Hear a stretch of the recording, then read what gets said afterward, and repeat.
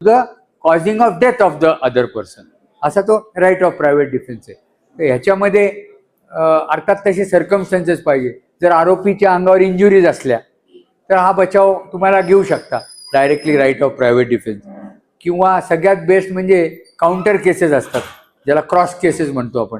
एकाच घटनेच्या बद्दल दोन्ही बाजूने फिर्यादी दिलेल्या असतात, दोन्ही बाजूने FIR दिलेले असते, त्याला क्रॉस केसेस. या अशा ज्या केसेस असतात, मग भले एक 302 असेल आणि दुसरी मॅजिस्ट्रेट ट्रायबल असेल, एक सेशन ट्रायबल, तरी पण त्या दोन्ही केसेस एकत्र चालतात, त्या एकाच कोर्टापुढे चालतात.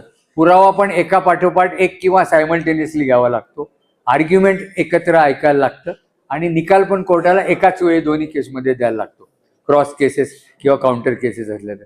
या केसेसमध्ये तुम्ही आरोपी असता एका केसमध्ये, दुसऱ्या केसमध्ये साक्षीदार असू शकता, मग तिथे टोटल डिनायल घेणं अडचणीचं होऊ शकतं, कारण तिथे तुम्ही साक्षीदार आहात. त्यामुळे या केसमध्ये right of private defence is the best defence that you can take. आणि जर इंजुरीज असली आरोपीच्या अंगावर तर अजून चांगलं. त्यामुळे अशा पद्धतीचा बचाव तुम्ही घेऊ शकता. आता एक उदाहरण तुम्हाला एक केसमध्ये देतो. इथेच बारामतीलाच मी ती केस चालवलेली होती. इंदापूर पोलीस स्टेशनची केस होती.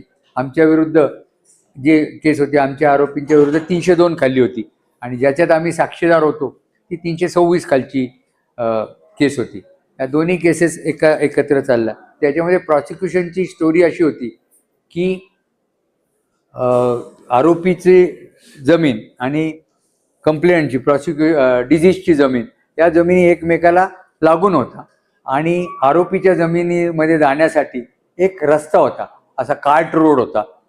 तो जो रस्ता होता, प्रॉसिक्युशन विटनेसेसचं म्हणणं असं होतं की तो रस्ता त्यांच्या जमिनीतनं जात होता.